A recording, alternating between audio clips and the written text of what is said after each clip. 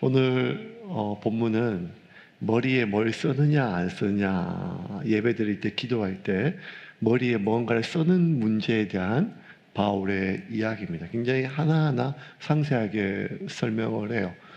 2000년 전의 시대입니다. 2000년 전에 그 로마 제국 아래에 있는 헬라, 그러니까 그리스 헬레니즘 문화 안에 있는 문화들을 우리가 좀 기억해야 되는데, 두 가지를 하나 좀 알 필요가 있어요. 칼룸마라고 하는 여자들이 머리에 쓰는, 그러니까 아랍 여인들이 쓰는 히잡 말고 그 유럽이나 그 지중해에 있는 여인들이 머리에 무언가를 써는, 이렇게 공식적인 행사에 나올 때 머리에 무언가 스카프 같은 쓰는 이런 것도 있습니다. 그걸 칼룸마라 하고, 유대인들은 이제 아브라함 이후로 유대인들은 기도할 때 성전에서나 아니면 또 회당에서 기도할 때 탈릿이라고 하는 빵모자 같은 거 위에 안 놨어요. 지금도 유대인들 보면 이렇게 머리 이렇게 안에 이렇게, 아주 정통 유대인들은 막 그냥 그 까만색 옷 입고 기민머리 하고 머리에 털모자를 쓰는데, 그런 정통 유대인 아니더라도 그냥 일반적인 유대인들도 기도하나 회당에 갈 때 머리에 깜빡 머리에 빵떡 모자라고 하는 그 탈릿이라고 하는 걸 거의 쓰는 것들. 그래서 유대인들은 회당에서 남자들만 하나님 앞에 나와서 기도할 수 있었고, 또 이 하나님의 말씀을 두루마리 성경을 읽을 수가 있었어요. 그게 성전뿐만 아니라 전 세계에 흩어져 있는 그 유대인 교포들이죠. 그 나라에서 교인들이 모여서 회당을 만들고, 거기서 이제 안식일마다 그들이 예배를 드렸는데, 그때도 그들은 남자들만, 2000년 전이니까요, 남자들에게만 공식적으로 기도하게 하고, 또 여자들은 그 앞에 같이 나서지를 못합니다. 이제 그게 그들의 문화였어요.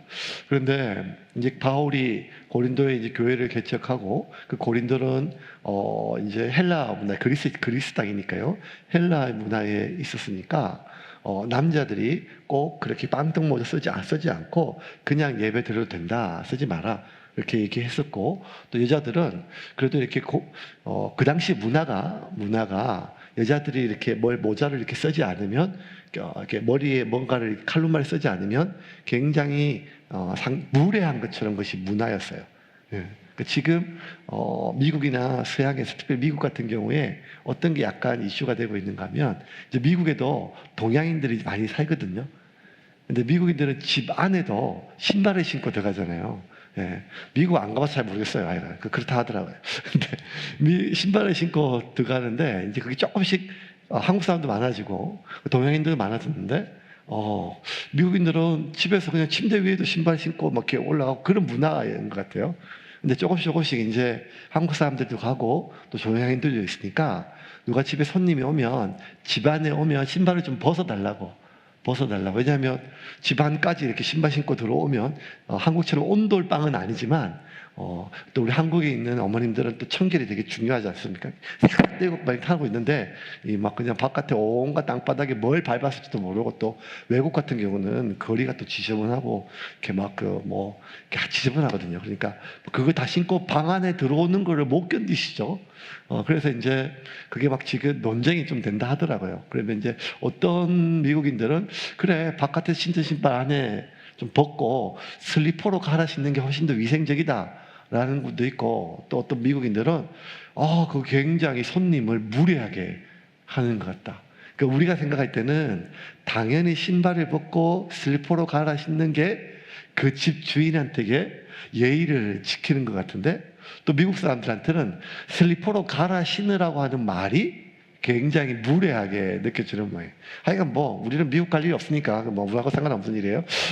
근데 이제 아무것도 아니지만 신발을 갈아 신느냐 안 갈아 신느냐, 이런 것들이 문화에 따라서 무례하게 느껴지거나, 아니면 또 무례를 요구하는 것처럼 느껴지는, 이런 것처럼 이 당시에 여자들이 공식적인 모임에서는 칼룸마라고 하는 이걸 써야 돼요. 그래서 이 바울이 고린도의 교회를 개척하고 나서 한동안은 그 고린도에 머물면서 예배를 드릴 때마다 남자들은 탈리 쓰지 말고 여자들은 칼룸마를 쓰고 예배를 드리고, 그리고 여자들도 같이 모여서 여자들도 공식적으로 대표기도 할 수 있고, 여자들도 성경도 읽고 또 예언도 할 수 있게 뭐 이렇게 다 기도할 수 있도록 바울이 잘 해놓고 갔는데, 바울이 떠난 뒤에 이제 문제가 생겼어요. 어떤 문제가 생겼는가 하면, 이제 유대인 남자들이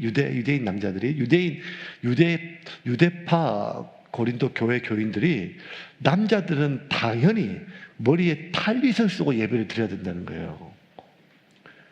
왜냐, 그들의 전통이었으니까. 하나님 앞에서 어떻게 탈빗을 안 쓰고 예배를 드릴 수 있냐. 그러니까 너희 이방인들도 너희 탈빗을 쓰고 예배하라고 계속 강조하였고, 또 반대로 헬라파의 많은 여인들이 이 칼룸마를 쓰기 당연한 건데, 아니다, 바울이 우리 다 아니면 우리 다 자유롭다, 그리스도 안에서 종이나 아니면 다 자유인이니까 뭐 이렇게 오늘날 같이 페미니즘은 아니지만 여자들의 어떤 자유, 왜냐하면 그 2000년 전에 교회에서 여자들이 공적으로 기도하고 또 막 예언하고 또 성경을 읽고 이런 게 굉장히 당시에는 파격적이었어요. 그런 자유를 바울이 열어둔 거죠. 그런데 여기서 막 더 나가는 거예요. 나는 자유하니까 머리에 쓰는 거 이거 여성에 들어가는 억압이니까 안 쓰겠다. 그리고 머리에 아무것도 안 쓰고 그냥 예배 드리고 막 하자 막 하고 막 이런 것들이 있어서, 근데 왜 여자들이 막 머리를 안 쓰고 예배를 드리냐, 그리고 남자들이 또 왜 탈릿을 안 쓰고 막 하냐, 막 이런 논쟁들이 막 많이 있는 그 배경을 우리가 이해하면서 오늘 본문을 봐야 돼요. 바울의 결론은 명확해요. 칼룸마 여자들 예배 드릴 때 칼룸마를 쓰고 예배를 드려라. 그거는 종교적인 이런 것도 아니, 다 떠나서 우리가 서로 공적인 자리에 서로에 대한 예의고, 그것이 더 아름답다 하는 것들이 있고, 또 남자들은 굳이 탈빗을 쓰라고 강조하지 말고 오히려 쓰지 않는 것이 더 하나님께 영광이 된다.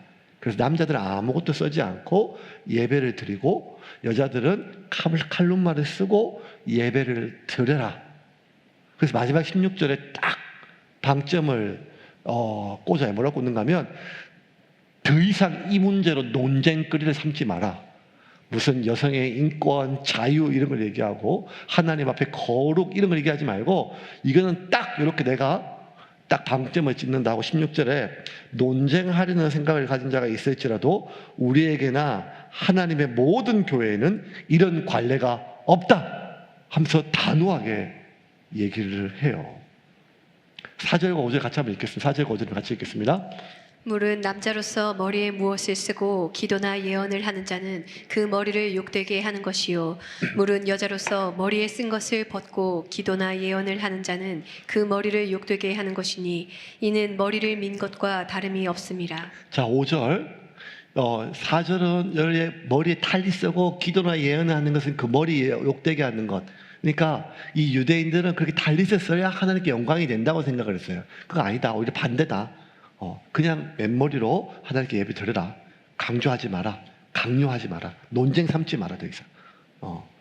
근데 5절에는 물론 여자로서 머리에 쓴 것을 벗고 기도나 예언을 하는 자는 그 머리를 욕되게 하는 것이니 이는 머리를 민 것과 다름이 없음이라. 요거는 조금 설명이 필요해요.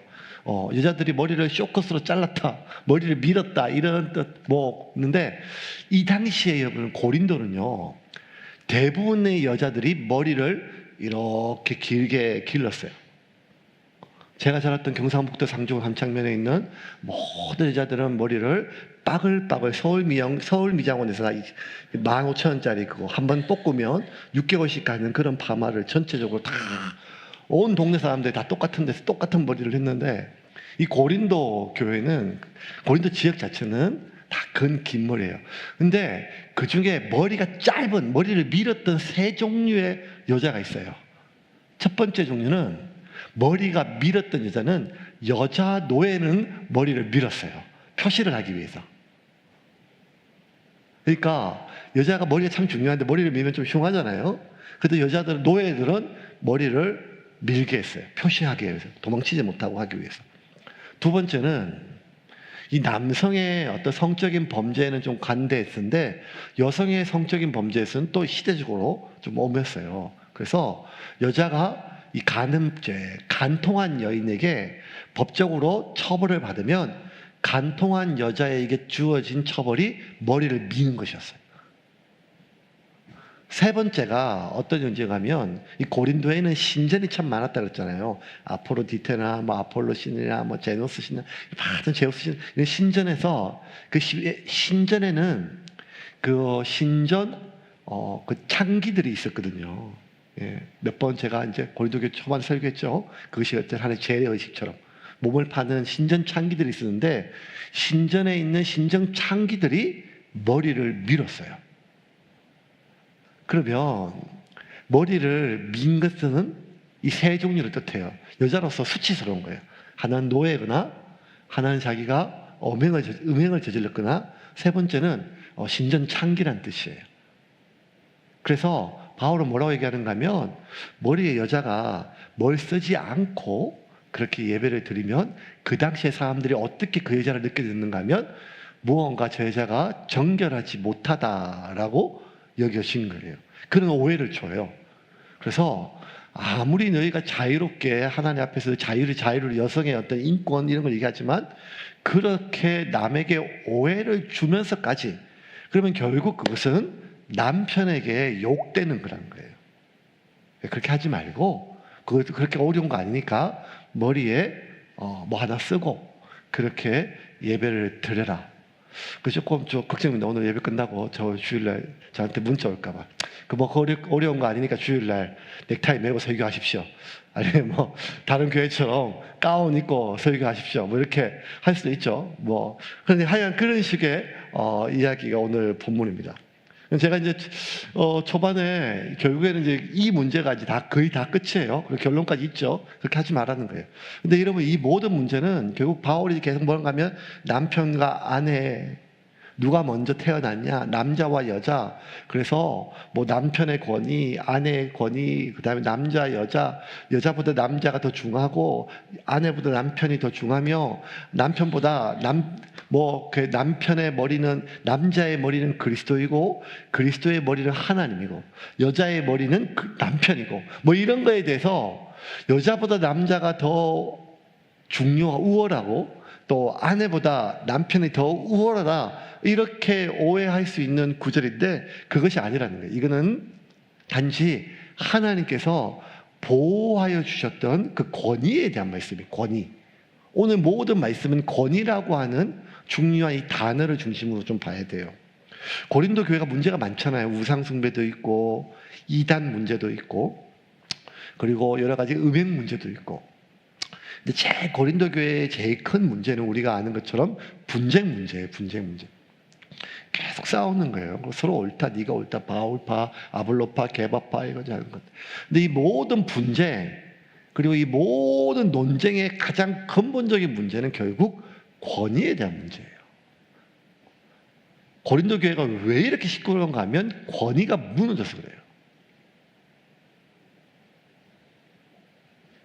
하나님께서 이 땅에 세상을 다 창조하시고 마지막 날 사람을 만드셨어요. 그리고 창세기 1장 28절에 보면 하나님이 사람에게 두 가지를 주세요. 하나는 뭔가 하면 복을 주세요. 창세기 1장 28절에 보면 하나님께서 사람에게 복을 주셔서 복을 주시고 28절에 복과 함께 또 뭘 주시는가 하면 이 사명을 주세요. 여기 뭔가 하면 생육하고 번성하여 땅에 충만하라. 땅에 있는 모든 것을 다스리라. 정복하고 다스리라 라고 하는 이게 1장 28절의 이제 문화명령이라고 하는데 하나님께서 사람을 이 땅을 만드시고 사람에게 모든 만물의 영장이 되게 하셨던 그 권위를 주셨던 이유는 뭔가 하면 세상에 있는 모든 것들을 사람이 다스리고 보호하게 된다는 거예요. 이 권위를 주셨어요. 사람이 더 큰 힘이나 더 큰 어떤 힘 능력이 있는 것이 아니라 하나님이 사람으로 하여금 하나님의 권위를 주신 거예요. 권위.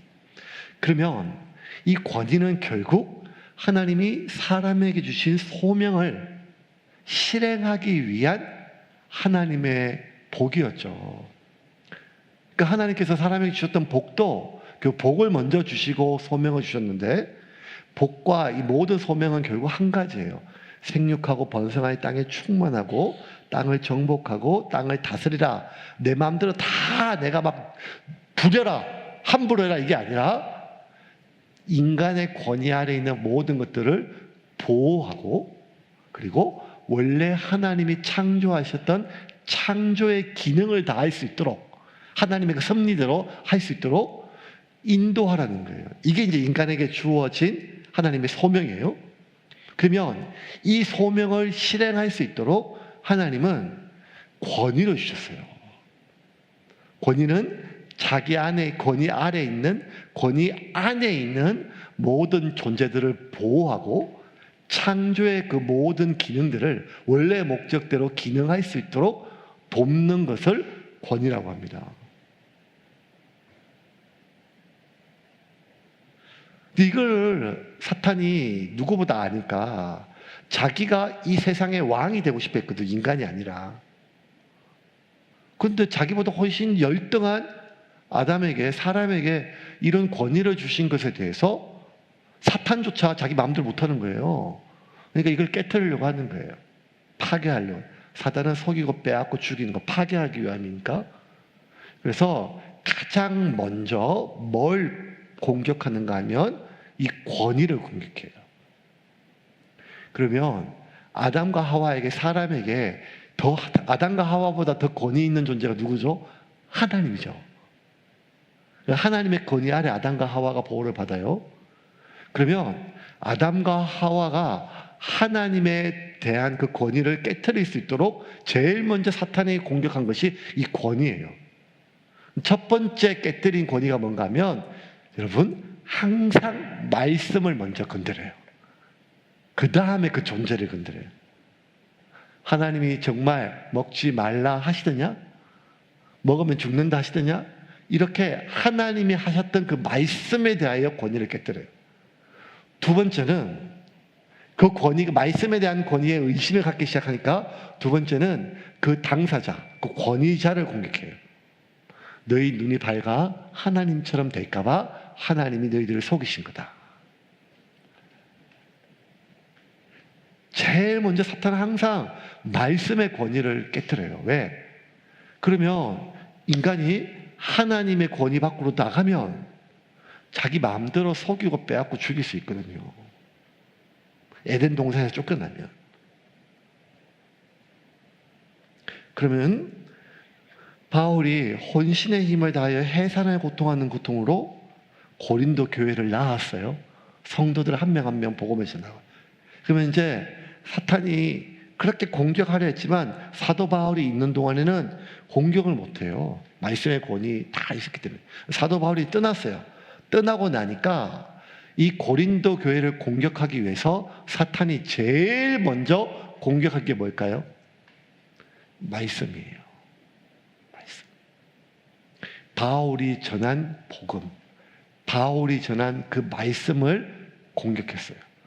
그래서 바울이 전한 그 말씀을 깨뜨리고 파괴하고 손상시키기 위해서 이 사탄이 가장 먼저 사용한 게 뭔가 하면 이 말씀을 전한 바울의 사도성, 사도로서의 권위를 공격했어요. 바울이 정말 사도가 맞냐? 정통성이 있냐? 이제 우리가 지금 고린도 교회를, 고린도서를 그래도 꽤 오랫동안 읽었기 때문에 알잖아요. 고린도 교회가 얼마나 많은 사람들이 사도 바울이 얼마나 자신의 사도의 정통성과 자신의 권위가 공격받았는지. 그러니까 이 모든 건 결국 한 가지예요. 교회를 흔들기 위해서, 교인들을 속이고 빼앗고 죽이기 위해서 사탄이 제일 먼저 건드리는 게 바울의 사도성이었고, 바울의 권위였고, 바울의 권위가 손상되니까 바로 이어진 결과가 뭔가 하면 바울이 전했던 복음, 바울이 전했던 말씀이 다 손상되기 시작했어요. 그러자 본능적으로, 가장 기본적으로, 반사적으로, 자동적으로 교회가 흔들리기 시작했어요. 분쟁이 일어나고, 음행이 일어나고, 이단이 나오고, 서로 갈라지고, 서로 공격하고.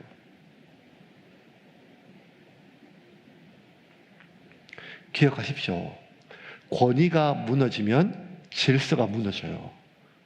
여기서 말하는 권위는 이런 권위가 아니라 하나님이 주신 권위예요. 하나님의 질서.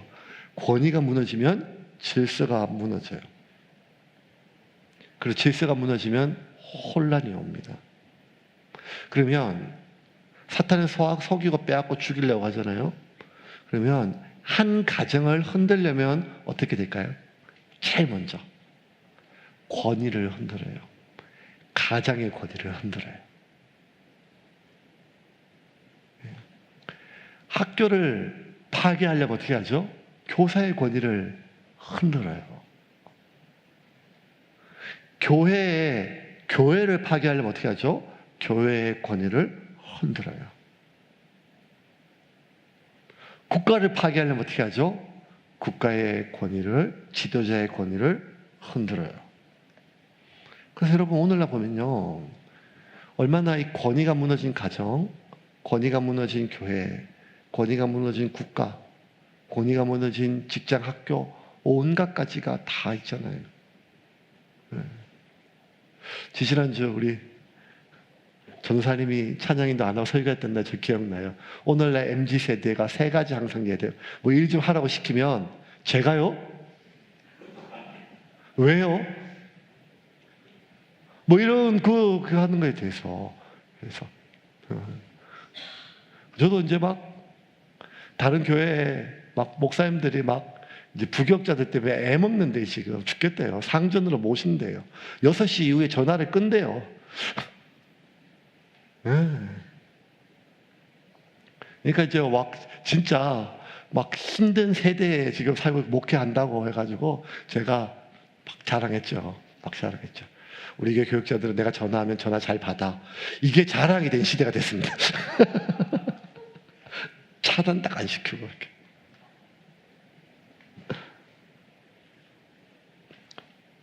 그럼 이제 이거를 지금 오늘 이 권위, 여러분, 지금 우리 이렇게 이 말에 다 웃었지만, 아버지의 권위가 무너지고, 어머니의 권위가 무너졌으며, 가장의 권위가 무너지고, 목사의 권위가 무너지고, 교사의 권위가 무너지고, 무조건 맹목적으로, 수동적으로 복종하라 이런 것이 아니라, 그 하나님이 만드신 기관의 질서가 회복되기 위해서는 권위가 하나님이 지켜주시거든요. 그러면 왜 그렇게 가정이 시끄럽고 왜 그렇게 교회가 시끄러우며 왜 그렇게 국가가 시끄러운가? 결국 하나님께서 질서를 회복해야 되거든요. 그러면 이 권위를 회복하기 위한 방법이 무엇인가? 첫 번째, 모든 권위는 하나님으로부터 온다는 것을 우리가 반드시 붙잡아야 돼요. 모든 권위는 어디서 온다고요? 하나님으로부터 온다. 1절부터 3절까지 같이 읽겠습니다. 내가 그리스도를 본받는 자가 된 것 같이 너희는 나를 본받는 자가 되라. 너희가 모든 일에 나를 기억하고 또 내가 너희에게 전하여 준 대로 그 전통을 너희가 지킴으로 너희를 칭찬하노라. 그러나 나는 너희가 알기를 원하노니 각 남자의 머리는 그리스도요 여자의 머리는 남자요 그리스도의 머리는 하나님이지라. 자, 하나님께서 주신 그 권위에 대해서 3절 너희가 알기를 원하노라. 남자의 머리는 그리스도라는 거예요. 여자의 머리는 남자라는 거예요. 그리스도의 머리는 하나님이라는 거예요. 모든 권위는 하나님으로부터 권위가 그리스도에게 흘러오고 그리스도로부터 권위가 남자에게 흘러오고 남자로부터 권위가 아내에게 흘러간다는 거예요. 이게 남자가 여자보다 더 우월한 존재를 뜻하는 게 아니에요. 바울은 얘기해요. 남자 없이 여자 나겠느냐? 여자 없이 남자 나겠느냐? 그런 논쟁은 지금 의미가 없다. 그게 아니라 하나님께서 보호하기 위해 주신 거예요. 보호하기 위해서. 그래서 모든 권위는 하나님으로 온다. 두 번째, 권위 아래에 있을 때 보호받을 수가 있어요. 에베소서 5장 24절부터 25절에 같이 읽겠습니다. 그러므로 교회가 그리스도에게 하듯 아내들도 범사에 자기 남편에게 복종할지니라. 남편들아 아내 사랑하기를 그리스도께서 교회를 사랑하시고 그 교회를 위하여 자신을 주심같이 하라. 자, 여자는 남자가 하늘이고 여자가 땅 이런 개념이 아니라 하나님이 남편을 통해 아내를 보호하시려고 권위를 주신 거예요. 그러면 아내는 남편의 권위 아래에 있을 때 보호받을 수 있어요. 하나님의 보호 체계가. 이것은 부모와 자녀도 똑같아요. 에베소 6장 1절부터 5절입니다. 같이 읽겠습니다. 자녀들아 주 안에서 너희 부모에게 순종하라. 이것이 옳으니라. 내 아버지와 어머니를 공경하라. 이것은 약속이 있는 첫 계명이니 이로써 내가 잘되고 땅에서 장수하리라. 또 아비들아 너희 자녀를 노엽게 하지 말고 오직 주의 교훈과 훈계로 양육하라. 종들아 두려워하고 떨며 성실한 마음으로 육체의 상전에게 순종하기를 그리스도께 하듯 하라. 자, 아비들아, 자녀들은 부모의 권위 아래에 있을 때 보호를 받을 수가 있습니다. 이게 이제 하나님께서 주신 보호막이에요, 보호막. 그러면 왜 이 권위가 깨어지는가 하면 사탄이 우리에게 혼란을 주는데 권위자와 권위를 구분해야 되는데 우리는 권위자와 권위를 혼란해요. 이게 무슨 말인가 하면 그 권위자가 뭔가 내가 인정할 수 없으면 그 권위자가 가지고 있는 권위마저 부정하게 돼요.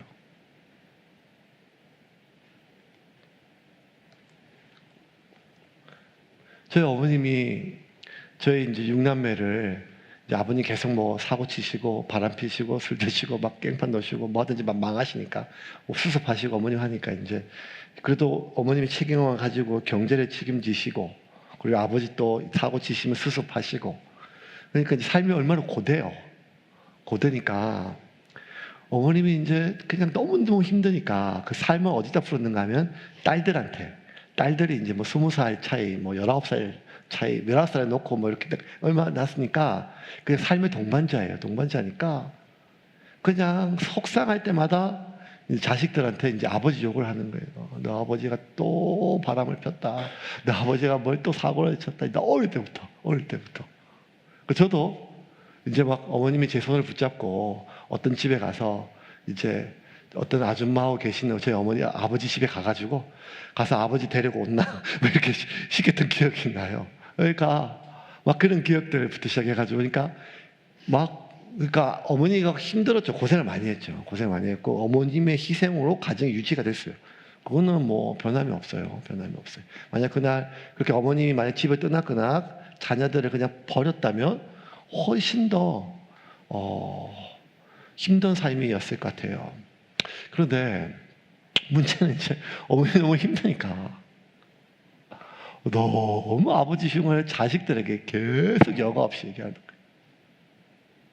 그 자식들 생각에는 이제 그래봤자 뭐 초등학교 2학년, 3학년, 중학교 1학년 처리 돼서 그러니까 아버지에 대한 부정적인 생각이 더 많아지겠죠. 많아지고 또 그렇게 되니까 이게 어떻게 되는가 하면 그 아버지라고 하는 존재에 대해서 부정적인 생각이 드니까 그 김자, 우자, 식자라고 하는 어떤 사람에 대해서 부정하게 돼요.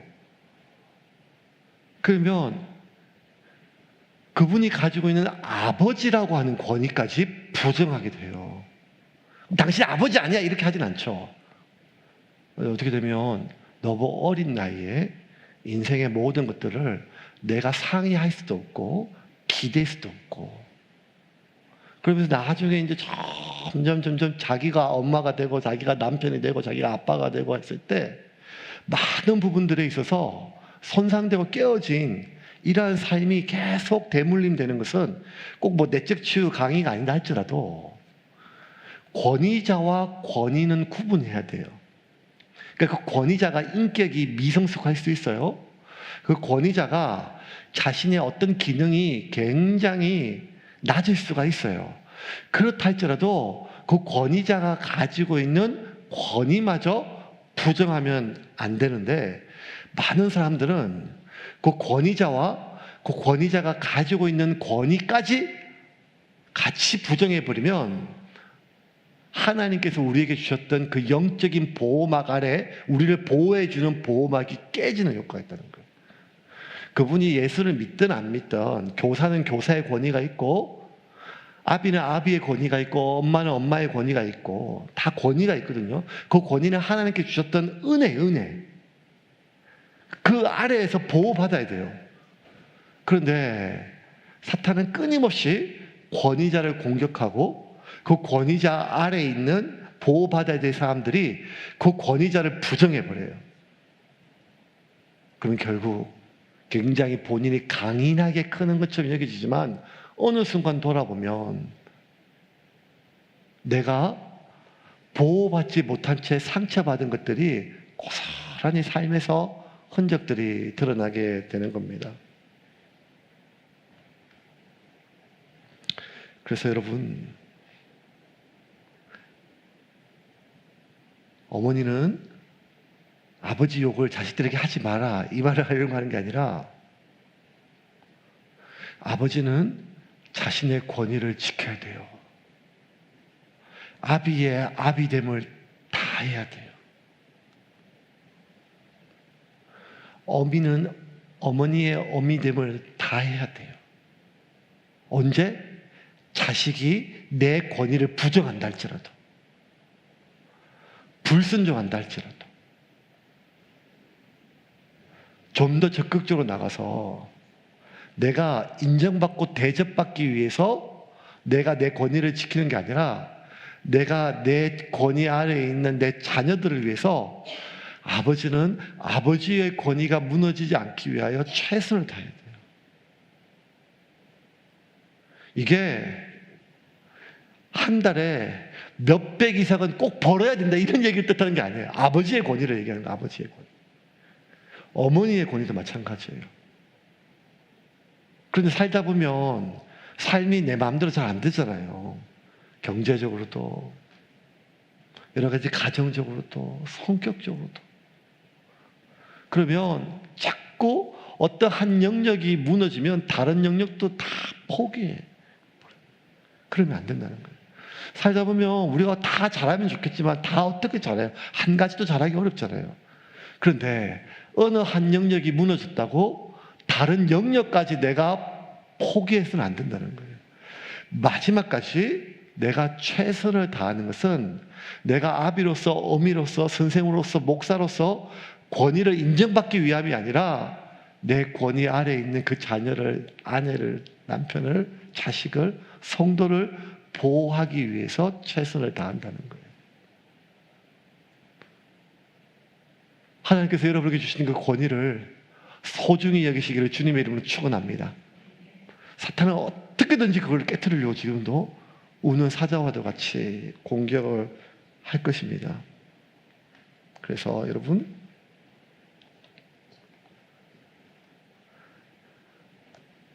아비들은 자녀를 노엽게 하지 말란 말이 성질을 건드리지 마라 이 말이 아니라 자신의 권위를 보호하는 거예요. 자식을 위해서. 6장 4절 에베소서 6장 4절 같이 읽겠습니다.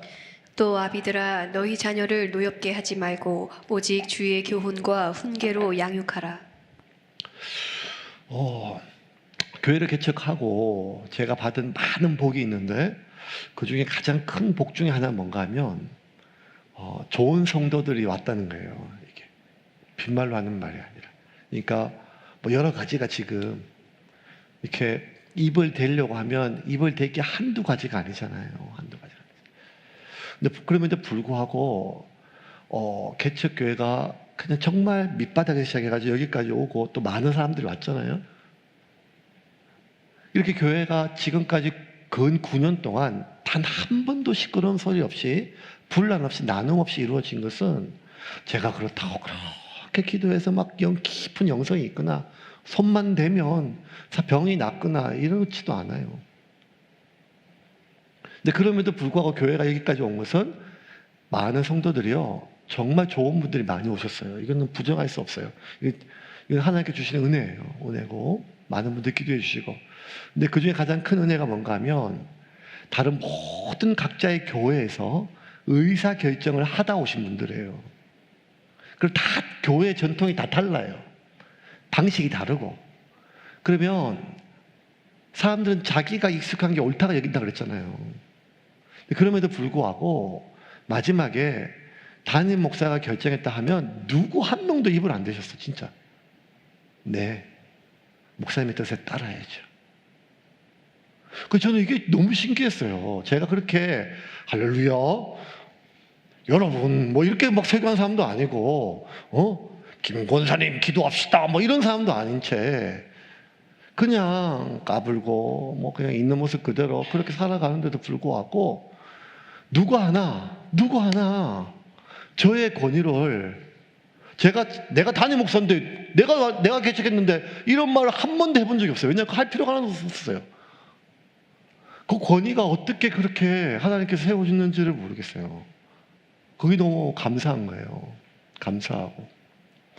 그리고 이제 또 임직자들이 세워지고 각 팀장들이 세워지고 각 부장들이 세워지고 또 위원장이 세워지고, 제가 똑같이 얘기했어요. 지금까지 저를 순종해 준 것처럼 모든 팀장들은, 모든 부장들은 담임 목사의 권위를 갖는다. 순종해 주라. 우리 순장님들의 권위에 순종해 주라. 그것도 지금 계속 우리 연습하고 있거든요. 물론 담임 목사보다 순장이 약발이 좀 떨어져요.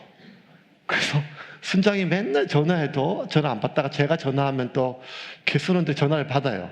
그러면 또 막 그냥 순장님 입장에는 얼마나 이게 또 막 이렇게 막 마음이 힘들고 어려워요. 그래서 계속 얘기해도 있죠. 뭐 그런데 그럼에도 불구하고 우리가 지금 연습하고 있잖아요. 근데 이렇게 성도님들이 그 권위에 대해서 순종해 준 게 너무 고맙지만, 또 하나 제 편의 입장에서도 제가 얼마나 마음을 졸이는 게 뭔가 하면, 저는 설교하는 사람이니까 만약에 저에 대해서 개인적으로 실망하게 되면 그것이 주일 말씀이든 수요 예배든 무슨 말씀이든지 간에 그 말씀이 부대끼거든요. 그래서 어떻게든지 그 말씀의 통로가 막히지 않게 하기 위해서 제가 마음속으로 얼마나 또 제가 소가리를 하는지는 또 몰라요. 최선을 다해서. 조금 서운한 게 있을 수도 있고 조금 답답한 게 있을 수 있지만 어떻게든지 마지막까지, 그래서 다 표시가 나지만, 왜냐하면 결국 말씀이 사람을 변화시키고 제가 여러분에게 줄 수 있는 최선의 노력은 결국 하나님의 말씀이거든요. 위로 세세하게 막 그냥 신경 써주고 상담해주고 그것도 도움이 되지만 결국 사람이 변하는 건 말씀이거든요. 결국 여러분이 여러분 세상에서, 여러분의 삶에서, 여러분의 삶의 자리에서 이겨설 수 있는 건 말씀이거든요.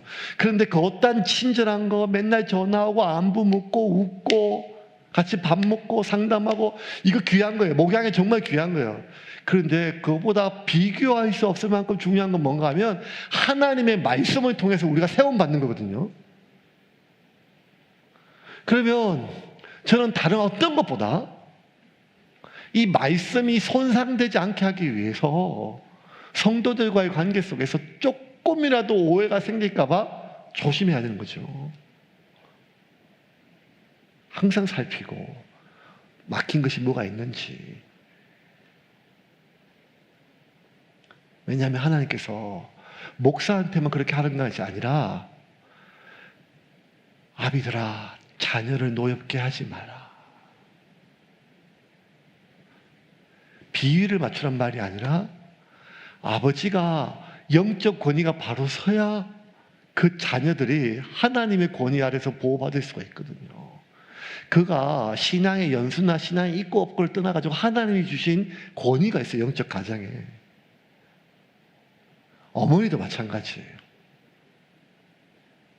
결국 가정의 많은 문제들은 이 권위가 깨어졌을 때 발생하는 거예요. 사랑하는 세운교회 성도 여러분, 하나님의 주신 권위를 잘 보존하는 여러분의 얘기를 주님의 이름으로 축원합니다. 그리하여 여러분 권위 아래, 그 권위 안에 있는 이들을 하나님의 은혜로 잘 보호하시고 믿음으로 살아가시기를 주님의 이름으로 축원합니다. 근데 그렇게 아무리 애를 써도 문제는요, 이 내 권위를 자꾸 공격하고 건드리는 인간들이 있다는 거예요.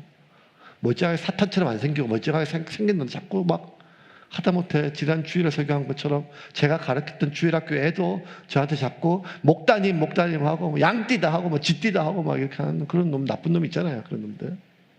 여기서 이제 중요해요. 그러면 내가 이렇게 아무리 조심해도 내 권위를 의도적으로 무너뜨리고 내 권위를 무시하는 사람이 있잖아요. 내가 아무리 조심을 해도 나의 태도와 상관없이. 그럼 나는 이 무너진 권위를 어떻게 해야 되느냐? 기억하십시오. 내 권위를 무너뜨리는 사람과 싸우는 것은 하나도 도움이 안 돼요. 저를 놀리는 그 오정태기를 잡는 건 하나도 도움이 안 돼요. 기억하십시오. 모든 권위는 어디서 온다고요? 하나님부터. 그 인간을 내가 박살을 내고 네가 얼마나 틀렸는지, 내가 얼마나 성질이 있고 내가 어떤 사람인지 보여주는 게 나의 권위를 세우는 게 절대 아니란 말이에요.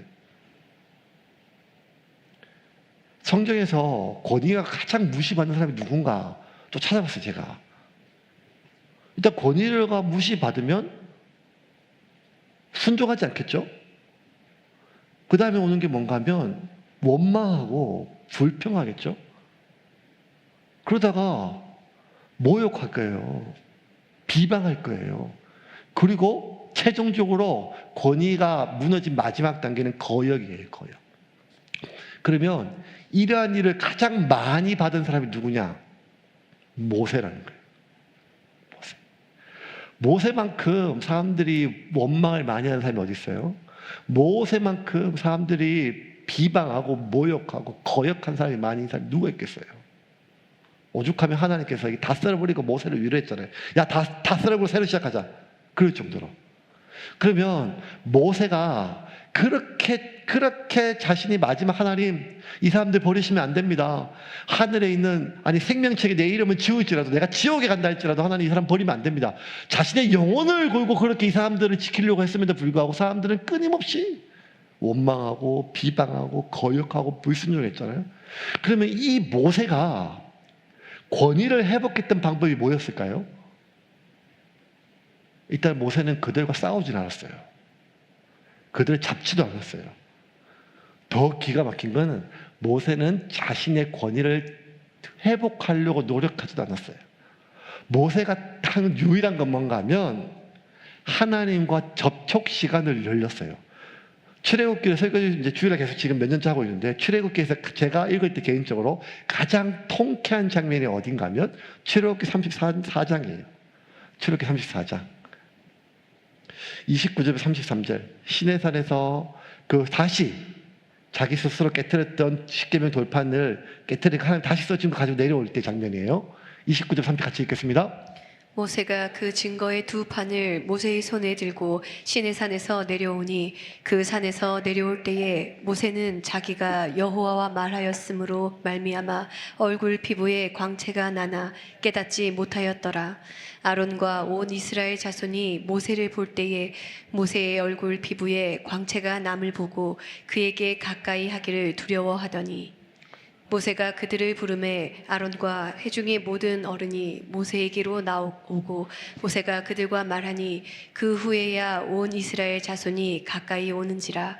모세가 여호와께서 시내산에서 자기에게 이르신 말씀을 다 그들에게 명령하고 모세가 그들에게 말하기를 마치고 수건으로 자기 얼굴을 가렸더라. 중요한 것은 모세는 지금 자기한테 어떤 일이 벌어난지를 하나도 몰라요. 왜냐하면 하나님께 모세에게 한 일이 없거든요. 그냥 하나님 앞에서 하나님 불러주는 대로 받았어요. 적었어요. 주신 가져왔어요. 하나님 앞에 머물러 있었어요. 모세는 자기에게 어떤 일이 벌어질지 하나도 몰라요. 그냥 하나님 앞에 머물러 있었어요. 그래서 내려오고 나니까 자기는 모르지만 자기 얼굴에 광채가 나는 모양이에요. 막 비비크림을 잔뜩 발랐던지 아니면 번쩍번쩍하는 모양이에요. 그러니까 1차적으로 모세에게 원망하고 모세의 권위를 거역했던 많은 사람들 있지만 가장 가까운 아론도 있었고 미리암도 있었거든요. 근데 가장 가까이 있는 사람부터 모세를 향하여 고개를 숙이기 시작했어요. 왜? 쳐다볼 수가 없어가지고. 백성들도 마찬가지예요. 고개를 숙이고 얼굴을 가려달라고 하고. 모세 아무것도 안 했어요. 그냥. 근데 그 광채가 나니까 모세가 설명할 필요가 없어요. 이건 하나님 뜻이다 이렇게 얘기하면 돼요. 이렇게 하면 돼요. 선포하면 돼요. 그 모든 백성들이 두려움에 떨면서 그 말을 그대로 순종했어요. 출애굽기 중에 가장 통쾌한 장면이에요. 하나님 원통해요. 저것들 내가 어떻게 내가 저것들을 여기까지 끌고 왔는데, 제가 지들한테 한 게 있는데 나를 알면 어떻게 나에 대해서 저렇게 오해를 할 수 있어요. 이런 거 하나도 없었어. 그냥 하나님 앞에 머물렀어요. 그러면 성경에 나와 있는 가장 권위가 손상됐던 인물이 권위를 회복하는 방법은 하나라는 거예요. 그게 뭔가 하면 하나님의 접촉 시간과 하나님과 접촉면을 늘리는 거예요. 다른 방법이 필요한 게 아니에요. 더 깊은 기도 이런 게 아니에요. 그냥 접촉 시간과 접촉면을 늘리면 자기한테 어떤 변화가, 자기는 몰라요. 그냥 아무것도 몰라요. 변화가 없어, 내가 느낄 때는. 그런데 남들이 볼 때 권위가 생겨요.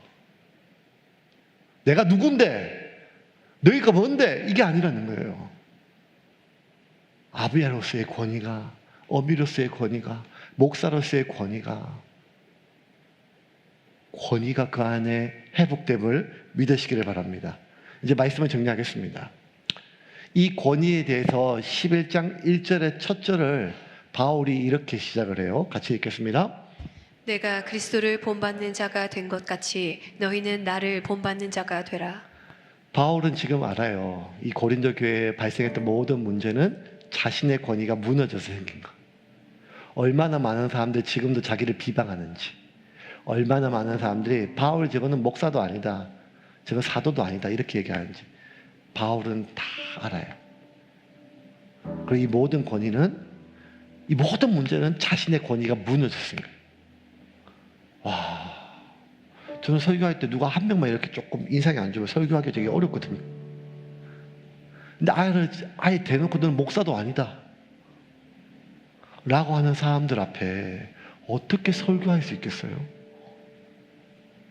근데 바울이 뭐라 했냐면 11절이죠. 다시 읽어볼까요? 제가 읽어볼게요. 내가 그리스도를 본받는 자가 된 것처럼 너희는 나를 본받는다. 바울은 사람들이 나를 무시하느냐, 권위를 인정하느냐, 권위를 인정하지 않느냐, 여기에 대해서 그렇게 관심을 기울이지 않는 것 같아요. 왜? 바울은 나에 대한 사람들의 눈빛에 집중한 게 아니라 주님에 대한 사람들의 눈빛에 집중했어요. 그러니까 바울은 나를 향한 사람들의 눈빛에 집중한 게 아니라 나를 바라보시는 주님의 눈빛에 집중했어요. 나를 바라보는 사람들의 눈빛에 보면은 이런 얘기를 절대 못해요. 근데 바울은 두 가지. 사람들이 주님을 바라보고 있는가, 내가 주님을 바라보고 있는가. 그랬을 때 그 누구도 하지 못한 용기가 나와요. 나를 본받아라. 그리고 결국 이 말씀의 권위가 회복되어 고린도 교회는 하나님의 은혜로 또 존속되고 은혜의 통로가 되기 시작을 합니다. 우리의 권위가 많이 무너진 시대에 살고 있어요. 그렇죠? 내가 조금만 통장에 한 2억만 있었어도 이것 때문에 날 이렇게 대하지 않았을 건데, 내 차가 조금만 더 컸어도 나를 이렇게 대하지 않았을 건데, 내 교회가 조금만 더 사람이 모여도 나를 이렇게 대하지는 않았을 건데, 내가 저거 시집갈 때 그 2천만 원만 더 해줬어도 나를 이렇게 대하지 않았을 건데, 뭐 온갖 생각이 다 들 수 있잖아요. 아니라는 거예요. 모든 권위는 하나님부터 와요. 권위가 회복되는 것. 사탄은 끊임없이 창세 처음부터, 태초부터 우리의 권위를 깨뜨리기 위하여 속이고 빼앗고 죽여요. 그것을 회복하는 유일한 길은 모든 권위는 하나님으로부터 오는 것을 믿으세요. 그리고 그 하나님과 접촉면과 시간을 늘릴 때 나도 모르지만 내 안에 하나님의 흔적이 묻게 됩니다. 하나님의 흔적을 묻은 사람을 세상은 감당할 수가 없습니다. 오늘 이 밤에 우리 또 하나님 앞에 나아갑시다. 아무리 기도해도 변화가 없고 아무리 기도해도 뭐가 영적으로 뚫림받는 기도가 아닌 것처럼 여겨지는 오늘이라 할지라도 또 하나님 앞에, 하나님, 주님 앞에 내가 왔습니다. 주님 앞에 내가 머뭅니다 하고 기도할 때 나도 모르는 사이에 내 안에, 내 영에, 내 삶에 하나님의 흔적이 묻음을 믿으시고 포기하지 말고 이 밤에 기도하여 여러분의 모든 영적 권위가 회복되는 밤이 되기를 주님의 이름으로 축원합니다.